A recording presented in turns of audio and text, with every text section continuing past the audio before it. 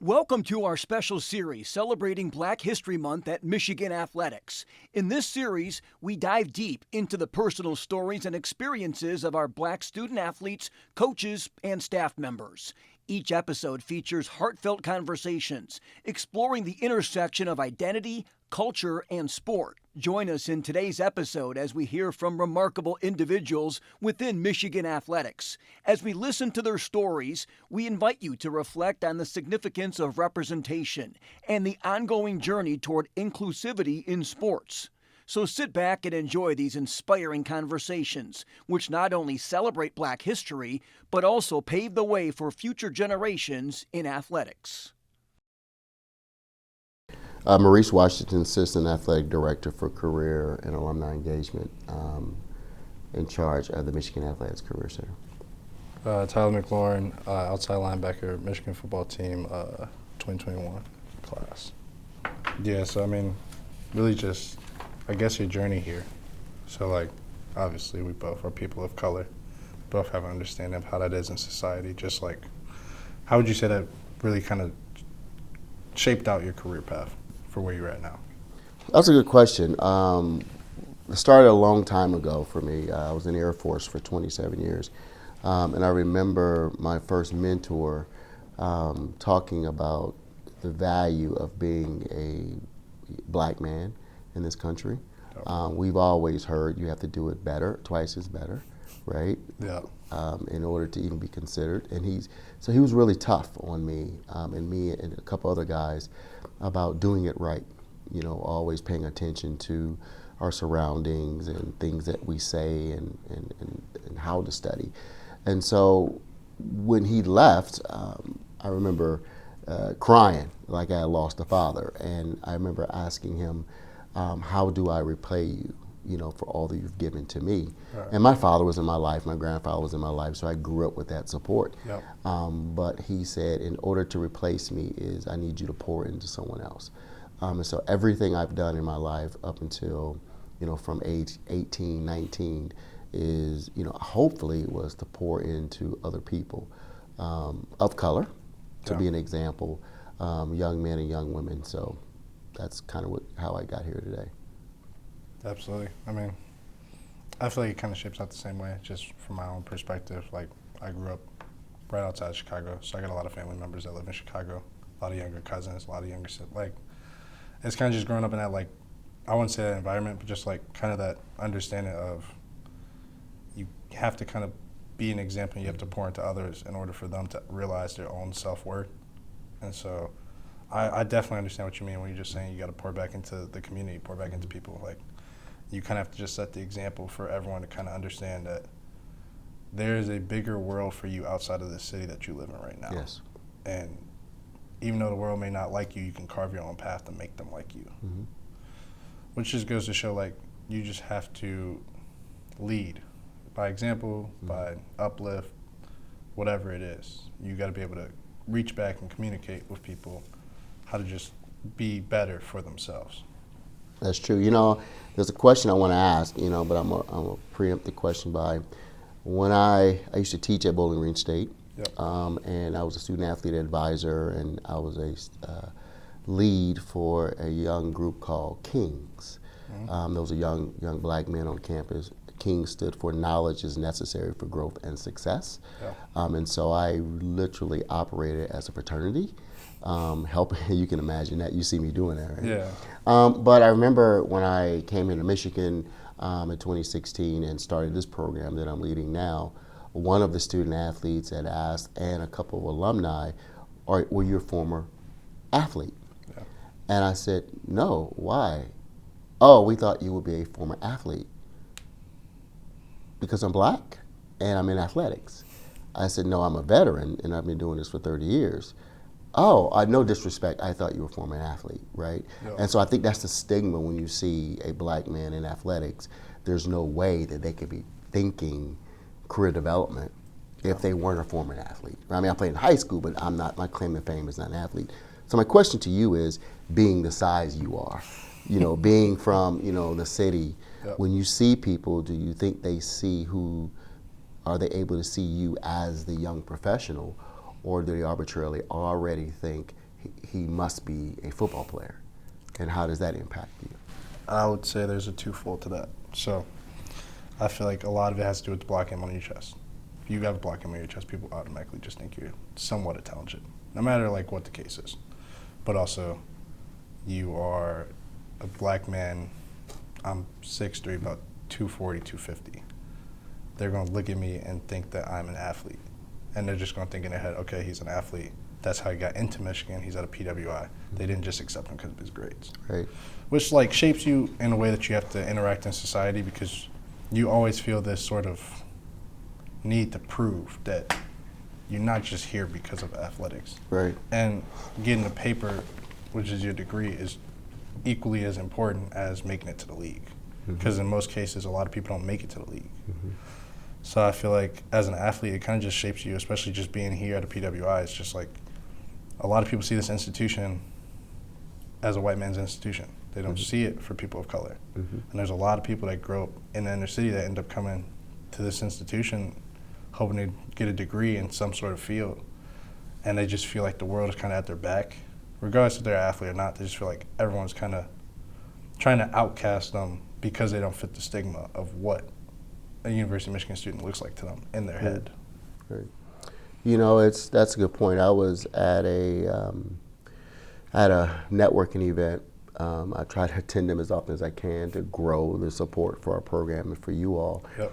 And I remember this guy talking about the disparities of black athletes at a PWI versus white athletes. And the stigma was black athletes are only athletes.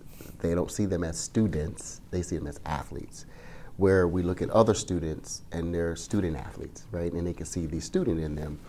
But I said, you know, it's interesting that you say that. I said, because you buy the tickets every day and you watch the show on TV and you go to the games and you cheer for your favorite team. Yeah. But do you really support them off the field? Right. And he looked at me and he said, well, of course I do. But I saw through that. I saw that, yeah, you support the show, right? But you don't support the individuals. Yeah. You know, and so that's always been challenging for me. Why I do the job that I do, so you all have all the tools necessary to perform at a high level off the field of play. Yep. You know, I think when I first met you, we talked about that, right? You know, because, you know, my love for, you know, all students, but really those that look like me, those that represent, you know, that's the next generation, is that you are better prepared. You know, football and sports is something you do. Yeah. It's not who you are. We always say that. You know, Right. My intersection with being a veteran and athletes, I think, is twofold. One, when you ask a veteran or an athlete who they are, they're going to lead off by using sports lingo or military jargon. Yep. Right? I'm going to say, well, I'm a veteran, or I'm going to wear the veteran hat or whatever. And athletes are going to say, well, I'm a student athlete, or I play football, blah, blah, blah. Yep. The second thing I noticed is that there's going to be a transition, right? It Yeah. doesn't matter if you're 20 years in the league or not, there's going to be a transition. Tom Brady is challenging with this transition, right, Right. from playing in that. So I think it's important you are a role model. There are young boys out there that wish they could be where you are today, right? That are going to wear the jerseys when you play professional, right? Yeah. Hopefully. And so what do you being that role model, what do you think what do you think your responsibility is as a role model, but understanding that, you know, that's the skin you have to wear every day? Right.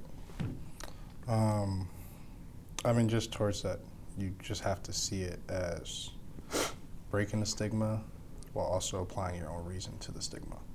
So there's always going to be that stigma that student athletes that are African American are just here to be athletes. So in your head, first thing you think, all right, everyone looks at me like an athlete, now I have to come out here and produce. Because if I don't come out and produce, I'm just another black guy that just got a scholarship from my institution. So you keep that in mind so you know to go out and show up. On the back half of that, you also think, all right, well, I'm just an athlete. Well, screw you. I'm going to go do what I need to do, and I'm going to go get a paper and a degree. Because, as you said, there's always a transition. So eventually sports end. Like, that's just what it is. Sports ends eventually. Body can't keep up. Like, mentally, you just can't keep doing it. all sorts of things. How do you transition to be better is the question that you have to ask yourself every day when you walk into a building. Because once this thing ends, the next journey in life begins. Mm-hmm. And like you said, Tom Brady, he's doing this whole transition. A lot of players end up with that transition where they don't know anything but sports. Mm-hmm. So they stay in sports and they keep working in sports, which isn't like a knock on what you know and what you don't know, but that's what they feel like they're best at. And I feel like as a student athlete, you kind of, this is really like the time where you find what else do I like in life other than just a sport. Like you're in college. At the end of the day, you're in college. That's the time to see what else is out there for you. You don't have to just be the football player that knows football, the basketball player that knows basketball. You need a basketball player that knows how to do marketing. Yes, sir. And you can find yourself in a marketing career 30 years down the road, being post-league, post-college, whatever it is. You can envision yourself in that situation so that you can be a role model for other people. Like, you don't have to just be an athlete. Right. You could be a student athlete. You can be a student, doesn't matter. Just being an athlete restricts you to what you can be in the future and how great you can really be. That's true. Good point. But, I mean, even just to fold it back on you, just as a veteran, how do you kind of see it, just like as an African American, like the impact that you can have on communities? Knowing that you're a veteran, you also work in athletics, like the impact you can make helping in careers, things of that nature. That's a good question. I've lived in definitely more countries. I've lived in states. I think I've been to about 30, 35 countries. Yep. Those that people ask all the time, have you been to China or Berlin? I've never wanted to go to China or Berlin, right? So, but anyway, what that has done for me is shaped my through the lens of culture. Yep. Right. So that's the perspective I bring, is living in different cultures. You know, most of young men in our communities, you know, the furthest they go is south. Yeah. Right, visiting family, you know, vacations. You know, they don't see, as small as the world is via social media, the world is equally as large when you think about opening your mind going to that world, right? Yep. You think of vacation, you know, people in our communities don't think, I'm gonna go to Europe for vacation. They're gonna go to Alabama, they're going to Florida, they're gonna visit grandparents. Yep. So in this space, what I wanted to do was not only bring my cultural awareness to this position, to my experiences, but also industry knowledge. What I realized before creating this program is that every athletic department has someone doing amazing work helping athletes with career development. Yep. But most of those people have never left athletics, right? So they have not been in industry. They don't understand that industry has shifted and the world shifts. So my job is to understand the cultural dissonance and how industry shifts. For example, after the pandemic, the business world shifted, right? But I guarantee you, not one business school burned their books. Right. Right? The same things they were teaching pre-pandemic, they taught post-pandemic. Our job, my job, is to be on the cusp of what those changes are, right? As an educator teaching at another university, what I know we don't do well is teach critical thinking. Right. 1 + 1 = 2 is not critical thinking, that's process, right? But our job, my job is to teach you how to be a critical thinker, right? And how to be prepared upon graduation or when that transition happened for an ever-changing industry, whatever that industry is, right? Another part of challenge, but I accept the challenge in my position, I also lead alumni engagement. So I work with most or a lot of our alum. Right, to either raising funding, creating opportunities, jobs, what have you. And when I'm in those rooms, in those spaces, right, I call it executive presence. Those things that I want you all to have, right, be able to take off the cape of I'm an athlete, but I'm a young professional in those spaces, right? But when I'm in those spaces, they are aware, they are amazed at how I can keep up with the conversation, right? And I can be around them, understanding that the greatest challenge for them is getting to you. Right. And I'm the gatekeeper. Right? So everything that looks good is not good. Everyone that speaks well and everybody, it doesn't matter what you have, I know that they're trying to get to you. Right?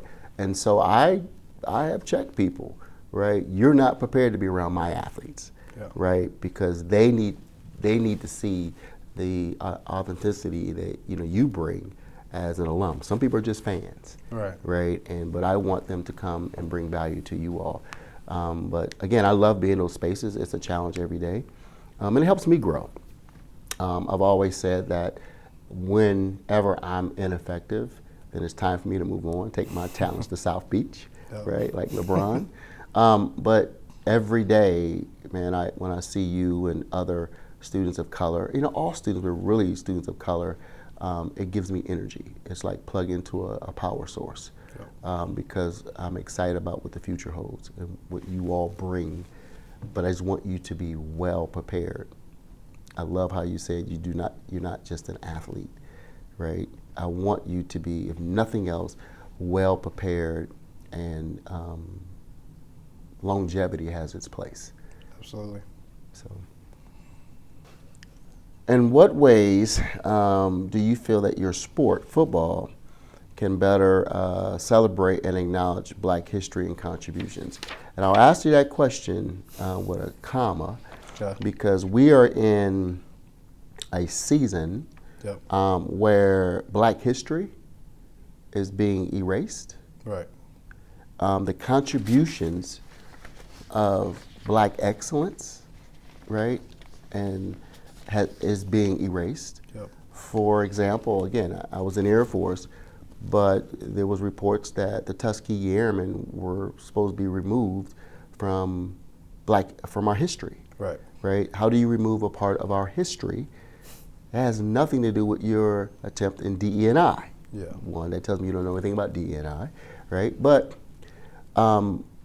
using football, in your sport, how do you feel better at celebrating the acknowledgement of Black history and the contributions of all of those men who paid the price, Right. so that you could come, one, to Michigan to play football, two, Yep. have a pipeline into the next level? So what I think about when I kind of think about all that is I think about the University of Alabama. Okay. The University of Alabama was one of the last teams in the SEC to integrate African Americans into the program, which to me goes to show that there was a point in time in this country, and just like in general the world, where people saw it as such an inconvenience to have a Negro on their team that they emphasized that we rather have our team with full white people than include a Negro in our organization. So when you ask me how do you kind of view this for the entire month, Black History Month, how can we support the contributions that we have made to the sport, or just in just history in general, is we have to acknowledge there was a time where there was an insignificance of being African American in this country. You have to be able to talk and willingly be open about. There was a time where African Americans had very little rights in this country. You were not able to do a lot of things that you could do. Like at that time, there was no way a person of our skin color could be at this university, which is just a hard truth to really have to hear, because everyone wants to believe that their country is the greatest in the world. Everyone wants to just believe that there is no negatives towards the country. But in order to be a good country, you have to go through hard times. And so the challenge of integration became a very hard times for African Americans, because I can only imagine the racial comments that Negro individuals would get playing on a football field, playing on a basketball court. I can only imagine, because white people then didn't have to hold back. There was no integration to say in the communities. And you can only imagine how it is with change. A lot of people hate change. A lot of people hate change. Correct. So I can only imagine what they had to endure to make this a possibility, to even be in a room like this, for us to be able to talk and discuss things of this matter. Mm-hmm. Football is a great sport. It really gets rid of color once you put the ball on the turf or on the grass. Mm-hmm. the best thing that we could do is emphasize that Negro football players are not limited to certain positions. It's the same way we emphasize white corners this year. Cooper DeJean, outlier. It's not an outlier. Right. It's just a white guy playing corner. Right. There's no need to call it an outlier because Lamar Jackson can run around and throw a football. Right. Or you have white running backs. That's what I'm saying. Like, there is no, it's not an outlier situation. Right. It's just another person playing a position, and they got really good at it because they put in a lot of work. Right. Because you can't tell me that Lamar Jackson is not as good or a better quarterback than any of the white quarterbacks in the league or any of the quarterbacks in the previous leagues. He's a possible 3-time MVP. Exactly. So you have that situation, but yeah, everyone looks at him a little bit differently. Everyone looks at Patrick Mahomes a little bit differently just because he's biracial. You don't got to look at people based off of race, especially in a sport like football where race eventually doesn't matter. You got to look at people for who they are, especially in terms of how they play and the statistics that they put up sometimes. Right. What changes would you guys like to see in college athletics regarding diversity and inclusion? That's a loaded question. I'm going to start with student first. I think that there needs to be more focus on the academic. For example, and I think there's a shift now, but when I started into this business in athletics, most athletes had 3 majors: general studies, kinesiology, sports management, right? And African American studies. And the reason is it was easier for them to compete with time. I would like to see our athletes participate in engineering, many of our STEM majors, right? Which includes healthcare. And our students do not select them or take the time because they don't see people in that space. It's hard to want to be a doctor if I've never seen a black doctor, right? And so that's what I want to see change, is our athletes really come into college, and I think it starts before you get here, you know what I mean? But I would like to see academics change, where our students are actually taking those, are enrolling into those programs. Now, the athlete side, what I would love to see change, I think that NIL is a great thing. It's a good thing for our athletes, but I also think that it targeted a group of students. And that those young people that it targeted, yes, are the teams that bring in money. Yep. But the downfall is greater for those students because those athletes are no longer choosing schools because of the alum, because of the academics. They're choosing schools because of money. And if you look at it 10 years from now, they're at a greater disadvantage, right? So I would hope that we would encourage them. Money is good. All money is not good money, right? Money is good, and I get it. And I am not telling any of them I don't know your personal needs or values, right? What you need. But I would say, look at all of the variables. If I'm going to go to a school where I'm going to have the support upon graduation when there is no NIL at that time, right? And so I just think that we need to do more as student development professionals to encourage them or to bring forth, new ways of looking at it. Again, I just think the NIL is a good thing in the present, but we're going to see the residual effects of that in the future when our student athletes are, not all, when you don't have that money or that fame, and yet you elected not to have the education. Or as I said, as a student, you didn't take the hard classes, so that's what I would like to see change. Yeah, I mean, even piggybacking off that from a student aspect, like Maurice said, there's a lot of common majors that a lot of athletes take. And it's interesting to see different athletes take different steps. Like I know other athletes that do engineering and do nursing and do things of that nature, which are very hard to do while being an athlete. It's tough.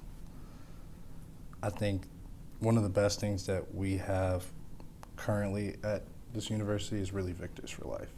Financial literacy is something that we just a lot of athletes lack. A lot of athletes just don't know what to do with their money. And I would say Maurice and them really do a great job bringing in former athletes, former Ross businessmen. They just come back and talk to athletes. Like, come sit down and listen. Hear about what you should do with your money, what's going to happen with your credit card. Here's what's going to happen with taxes. This is the tax bracket you could be in. Which is important because, believe me, I know a lot of people that are not smart with their money. It happens. Like, a lot of people just never learn that when they're in college because they just don't take courses on it, which I think is a blessing that we have Victors for Life going on. But from an athlete side, I mean, yeah, I love NIL. I think it's a great idea. Mm-hmm. Also, in theory, it's always a great idea to pay people for the contributions that they're doing. Mm-hmm. Now, is there an institutional problem as a wide-scale thing? Yes. As a football team, you can't just pay recruits. It's a terrible idea. People are just going to pick teams off the money. That's why the NFL has a salary cap. We're not going to keep spending all our money for people that may or may not turn out to be big time. So I think the thing that would change in athletics would really just be like the systematic change as a whole, as an NCAA. The idea that you can't allow teams to just play an auction on people. Because if that's the case, what's the difference in being an indentured servant? Slavery. You can't just auction off people based off how much money you can provide for them right away. And then also, a lot of that money ends up not really just going straight to them because there's a lot of different complicated contractual things that you have to change. So from just like a widespread thing, I hope that changes, especially including like the whole way that we view players. All right. Any final thoughts? I'm excited about this, and I've always been fond of you, so I'm glad that you are the one who was sitting here before me. I really want you to know how much not only respect but how proud I am, of you. Always have been. That I will always be here, even upon graduation. You know that, as a word of wisdom. And I'm always open to learn, Absolutely. right, from you all. But in those spaces, in those moments where you don't feel like that, you don't have the support. I want you to know that you and other student athletes that look like you have the support. Yeah. And again, my job is to serve all students, and I'm going to continue to do that. But I would not, be honest if I didn't say there's a different love for those who look like me because of where we came from and what I'm trying to do so that you all are better than we were, right? The next generation is better than we were. So just know, again, that I am very, very proud of you and all that you do outside of football. Yeah. Because that's where my heart is. Yep. That's where the conversation, I think, continues off the field of play. Yeah, absolutely. Thank you for joining us for this episode of Our Voices Black History Month Conversations. We hope these stories inspire you to uplift and celebrate diversity in all areas of life. To hear more inspiring stories, visit mgoblue.com.